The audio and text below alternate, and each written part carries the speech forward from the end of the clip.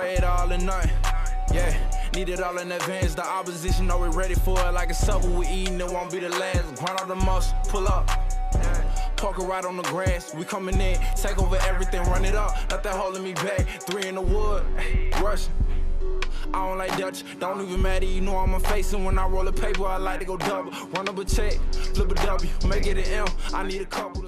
Welcome to Takeover from the crib.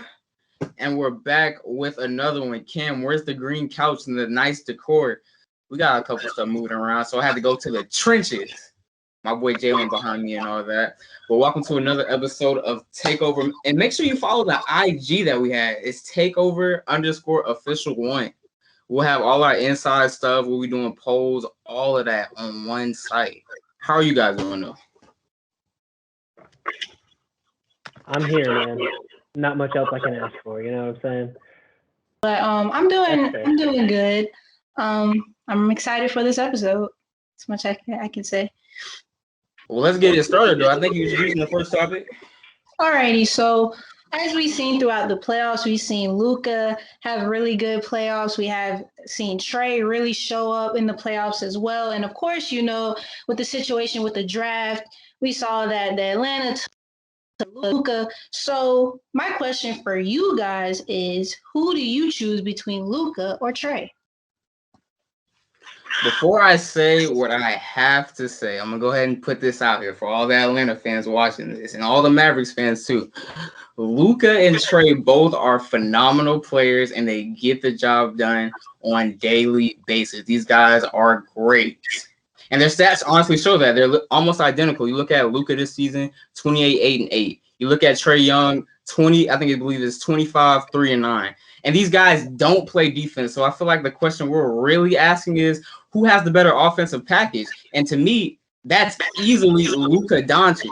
You look at what he does in the regular season. He's already outscored Trae marginally in the regular season, but his game on the offensive side of the ball gets even better come postseason. And that should scare the whole entire league because look who he had to go against in the first round twice.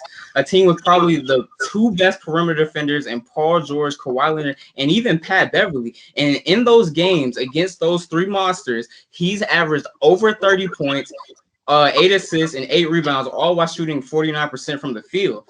And as far as ways to score, I feel like the only thing Trae Young does better than Luka Doncic is shoot the 3, because Luka can shoot the 3. He can take the ball off the dribble. He has the mid-range shot. He has the post-up shot, and he has the exact same hook shot as Trae Young as well. I mean, Luka has the whole entire package, and not to mention he's 6'7", so he offers more on the rebounding side of the ball as well. And then you look at his ISO ability. Luka Doncic is ranked 5th in ISO scoring when it comes to the NBA. And out of the 70 points he scored in those first 2 games where he was dominating the Clippers, 19 of those points were isolation points. So not really counting post-ups. So when you look at his whole game, nearly a third of his game is just, I'm better than you and you can't really stop me. And not to mention he's efficient while doing it. He shoots 47% when he's in ISO situations. So if I want a guy who is the whole package on offense and can pass just as good as Trae Young, I'm taking Luka Doncic all day, every day of the week. I'm going to go ahead and break it here. Luka Doncic right now is a top 5 player in the league. Is Trae Young even top 10? All respect to Trae. Go ahead, Josh. Well, Cam brought up most of the stats, and I didn't really bring too many stats either way because I was going to say, they're both phenomenal players. We're looking at 2 guys that when we look back 20, 30 years, I think the 2018 draft class is going to be mentioned in the same breath as 96, 03, and 84 because they're producing star after star after star. But when it comes down to this, before I get into anything, and obviously they're both great players, this is not a 1-to-1 comparison. If we're going based off the trade also involved one Cameron Reddish. And as long as Cameron Reddish, if he becomes a starter who gives you 15 points and is one of the best defenders in the league, the Hawks win this trade because the Hawks need defense. And Cam Reddish has shown the ability to be a defender. He's just got to work on actually, hitting shots. But when it comes to Luka or Trae, I really think it depends on the situation. If we're talking about building a team around him, then I'm taking Luka because Luka is a lot more portable. I don't have to worry about the size mismatch too much. He's not a great defender, but he will, he'll provide. He won't be an obvious mismatch where you can just post him up all the time. And as you were talking about, he's got the shiftiness off the dribble. He doesn't have to be super ball dominant. So if I'm building a team, I'm picking Luka. But if we're talking about a 7-game playoff series where the spotlight's on everybody and everything becomes hyper focused, I'm taking Trae Young because we've already seen in the first round, Trae can play the villain. Trae can have 15,000 people yelling "SU" in front of his father. He can give him 30 and 10 and say it got quiet in here. And he loves that spotlight. And I like that. Luka likes the spotlight too, but when you see Luka's kind of more like the boyish charm, like he's playing it like it's a game and he's having fun. He's the good side of the game. Trae embraces the dark side of the game, the things that we've seen with all these fans where the fans take this more seriously than life. So Trae can embrace that. And if I've got media attention on me, I want Trae Young leading my team because Trae Young has kept the Hawks composed. The Knicks have started to play bully ball, tried to be dirty. We saw what Julius Randle tried to do in game 4 for essentially nothing. But all I'm saying is Trae Young can handle the spotlight. And so it depends on the situation for me. I believe Julius Randle did out of retaliation, though. For the former player. Show me what Gallinari did that was dirty, and I will tell you that Randle did it right. I'm just saying. I think it's out of retaliation. Go ahead, D'Angelo. Go ahead. I ain't see Gallo do nothing. All right, so I'm going with Luka. We're talking about a player that's been in MVP conversations, giving Kawhi, PG, James Harden a challenge. You look at his skill set. We know he doesn't really play defense, but he's improved actually defensively this season. He can shoot from the 3 out, whether it's off the dribble or whether it's off the catch. He has a good mid-range. He can grab rebounds, find teammates as well, and he really understands the game of basketball intellectually as well. And not only is he a transcendent player, he leads his team to success and I think it goes without saying that without Luka, this team isn't expected to go anywhere. And half of the expectations we set for the Mavs come from Luka. You look at last season, averaged 29, 9 assists, 99 rebounds, shooting 46% from the field, 32% from 3, and 76% from the line. And they were the number 1 offense in the league. And like you said, Cam, they were able to push a series against the Clippers, 6 games. These were title favorites. The Clippers were title favorites.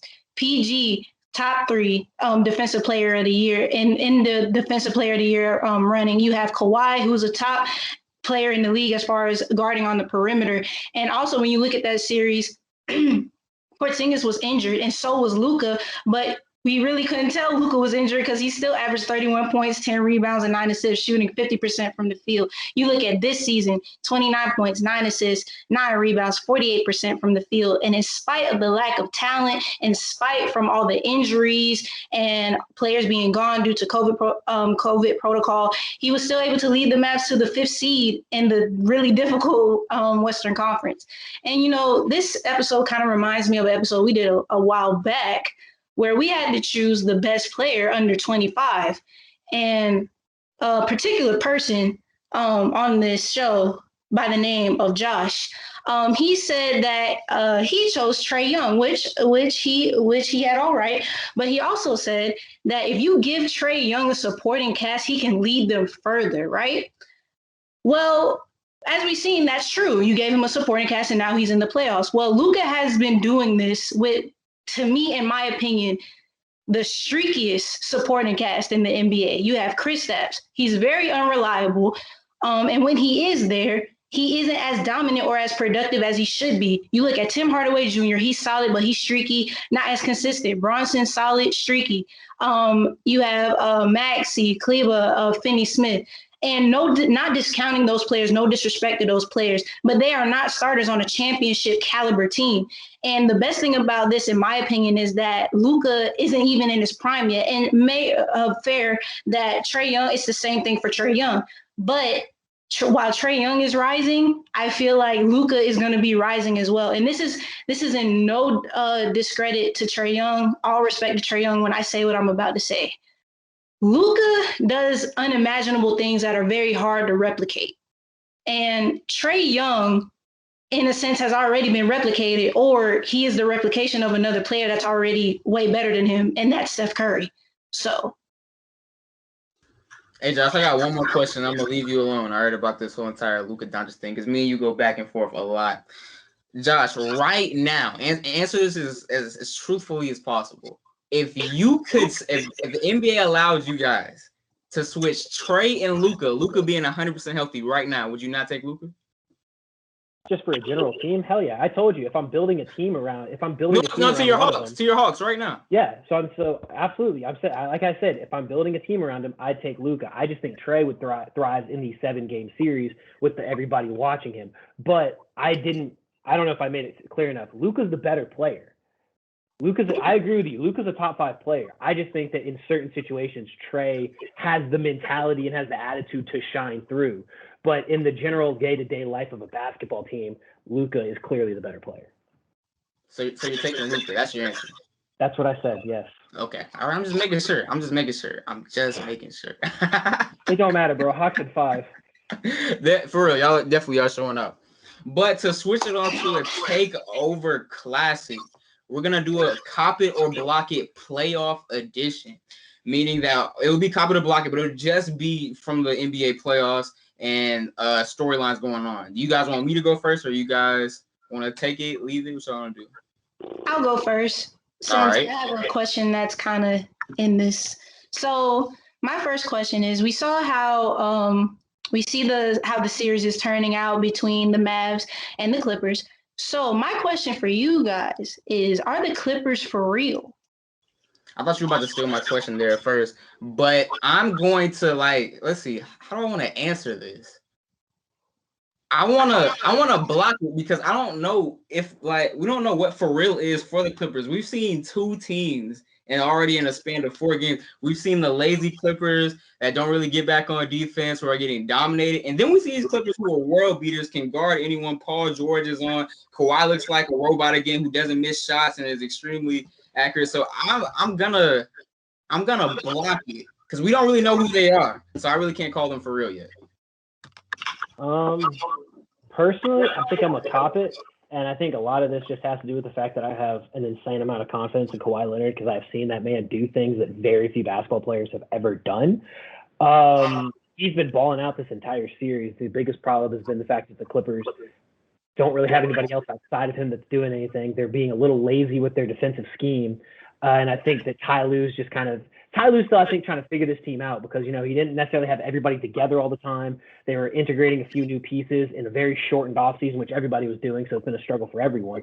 And I think he's just trying to figure out what buttons to press because he didn't really get a chance to fill these guys out over the offseason. So I think once he figures it all out, I think they'll go take a few steps in the Western playoffs. I like the adjustments he made game 3 and 4 though. Those were huge. That definitely helped the team as well. Mm-hmm. All right, I feel like we're gonna stay on that series then. Cop it or block it. Due to Luka's nerve damage in his neck, the Mavericks won't win another game. Cop it or block it. Won't win. Before I answer that question, I'm not sure of how serious is it? Is it he won't come back type of thing, or is he still going to be? He's playing through it, but he's definitely not the same. I cop it because without 100% Luka, the Mavs don't have much. As you were talking about the whole thing, Kristaps Porzingis is immobile now as a big man. He has never had a post game to begin with, and now he's really just a standstill shooter, basically a taller version of Lauri Markkanen. Tim Hardaway Jr. is great, but he's a catch and shoot guy almost purely. Jalen Brunson, kind of the same thing. Josh Richardson doesn't really give you much on the offensive end. Same thing with Dorian Finney-Smith. So if Luka is not pushing the buttons and pulling the strings, I don't see how they beat the Clippers. Oh, well, I'm going to cop it. Josh pretty much summarized everything I was going to say. But like I said before, Luka is that team, and their second best option would be Porzingis, and he just hasn't been productive at all. And can you really rely on those other role players to step up? And like I said in my take, they're not consistent, so I'm going to cop it. All right. My question comes down to an eliminated team. The Miami Heat should blow this core up. Should they blow it up? Go ahead, D'Angelo. If you want to first, go ahead. I'm gonna say block it because even though I feel like the Miami Heat, they had issues during the regular season with COVID and many people missing due to just injuries. And they were really struck heavy. Like they were one of the teams in the league that were struck heavy by the COVID protocol. So I'm not saying you should blow it up, but I think they have to go into the next season with a different mindset and they have to fix some things. I wouldn't blow it up though, because like you just went to the finals. I wouldn't break them apart, but that's all I got to say. I may have to cop this idea, as strange as it sounds, because if you look at their roster now, can they really get any better without adding like another superstar? If they add somebody like of that caliber, I feel like they'll have to lose players. So I wouldn't necessarily blow it up in a sense, but I feel like some players may have to go, because in a conference where it seems like the Bucks are playing really good, the Nets are going to be there, the 76ers are on the rise. Where's Miami really lie in between? I get the toughness and the grit, but sometimes it's just talent. And if you can't get a bucket in the playoffs, it's going to show. So I may have to cop that for now. I would argue. So I guess I was just going to add the comment of they could have had James Harden, but they valued Tyler Hero just a little too much. They did. A little too much. Being that the Bucks just gentlemen swept of the Miami Heat, is this the year the Bucks are going to the finals? I'll let you go, Tim. I already made my Okay. All right. Well, I had put up a poll about this, and a lot of you guys say we should take the Bucks serious, and I think we should take them serious too. But this should have been the year. If it was just KD and Kyrie, I definitely believe with the big three of Drew Holiday, Giannis, and Middleton. Middleton's been playing really well, that they would have been able to push. But the addition of James Harden in Brooklyn, I think, is way too much to beat. I don't think anyone's going to beat Brooklyn. I think almost everyone that Brooklyn plays is going to either get gentlemen swept or it's going to end in 6. That team is way too talented. They score way too many points, and they're unselfish. I think that's a huge part of this team with all these ISO scores. They play like the Golden State Warriors, and they have the ability to take over the game at any point in time. So I'll block the idea that it's their year.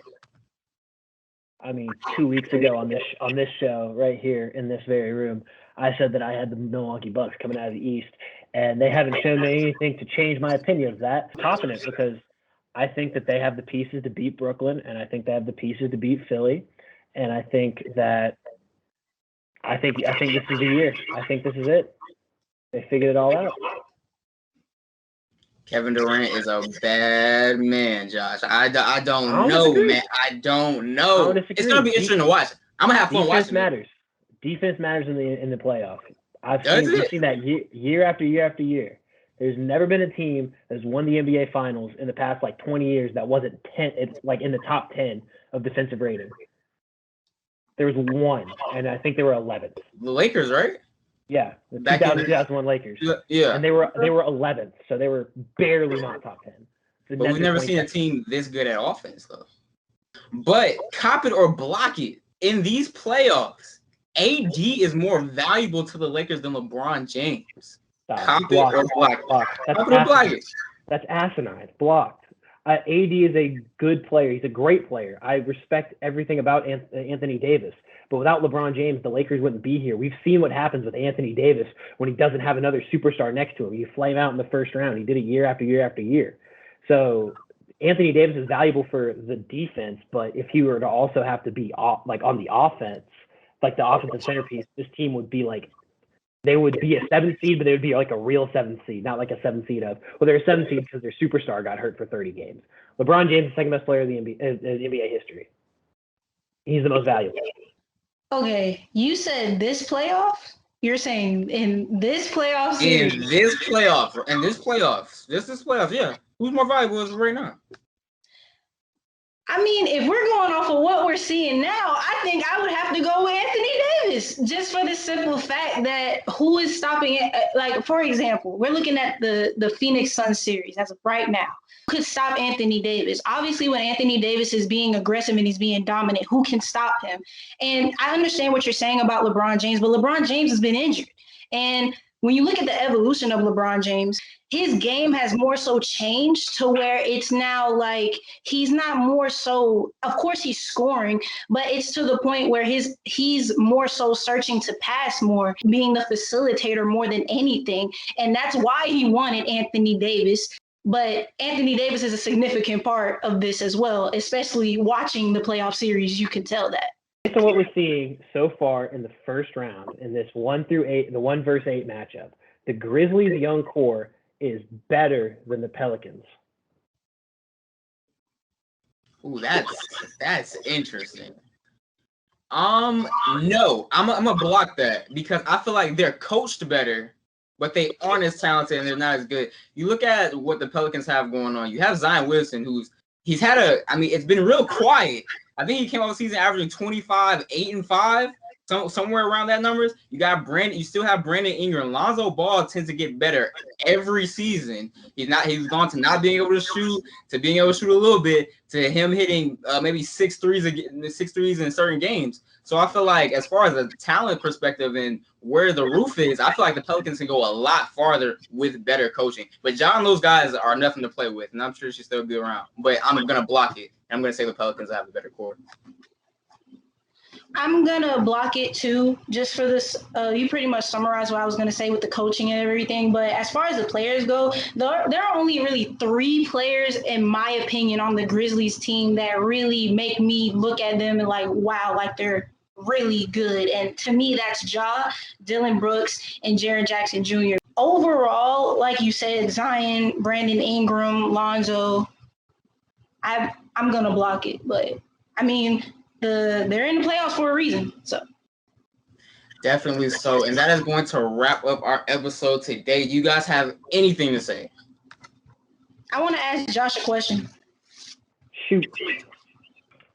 Is Luka better than Larry Bird, Josh? Absolutely not. Get out of here with that. That's crazy. There are very few basketball players in the history of the NBA that's better than Larry Legend. That's and we're not going to have that conversation. He's 3 years in. Do you give him time? Once he let him win a playoff series first, and then we can compare him to the guy that's got like 3 rings. Just saying. You have anything to say, bro? Larry had 3 straight MVPs. Let Luka win 1. Then we might be able to mention him in the same general breath. Okay, well, that's going to wrap it up. I knew she was going to set you up for that one. I really knew she was going to set you up for that one because of past episodes and off-screen things. But that is going to wrap it up for our episode. Make sure you follow the Takeover IG, though, at Takeover_official IG. Like I said, if you wanna shoot in the DM and tell me that I'm better than D'Angelo and Josh, do that. You have to, like, guys, I understand. The Cam fan club is rising. So, look, this is your chance to go flood DMs. I can show those guys, you know what I'm saying? But definitely, especially if you have takes, if you don't feel like sending a video, definitely send us a question or something. You know what I'm saying? We'll respond to it and we'll get back to you though. But that's gonna be the end of our episode. Takeover out. Hey, champ. Yeah, we play it all in night. Yeah, need it all in advance. The opposition know we're ready for it. Like a supper we eating, it won't be the last. Grind all the muscle, pull up. Parker right on the grass, we coming in, take over everything, run it up. Nothing holding me back. 3 in the wood, rushing. I don't like Dutch, don't even matter, you know I'm a face. And when I roll a paper, I like to go double. Run up a check, flip a W, make it an M. I need